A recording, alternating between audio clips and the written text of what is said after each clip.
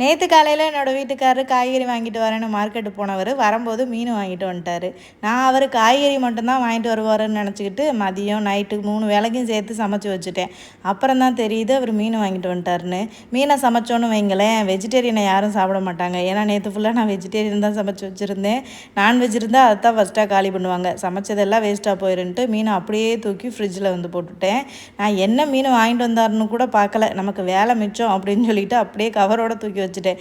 இன்றைக்கி காலையில் தான் மீன் எடுத்து பார்க்குறேன். 2 வகையான மீன் வாங்கிட்டு வந்திருக்காரு. ஒரு மீன் வந்து இந்த மஞ்சக்கிளி மீனுன்னு சொல்லுவாங்க. சங்கரா மீன் மாதிரியே இருக்கும், கொஞ்சம் மஞ்சளாக இருக்கும். சங்கரா மீன் ரோஸ் கலரில் இருக்கும், இது மஞ்சளாக இருக்கும். அவ்வளோதான் டிஃப்ரென்ஸு. இது பாருங்கள், கறி மாதிரியே இருக்குது பாருங்களேன். மட்டன் மாதிரியே இருந்தது பார்க்குறதுக்கு, ஆனால் மட்டன் கிடையாது. இதுவும் ஒரு மீன் தான்.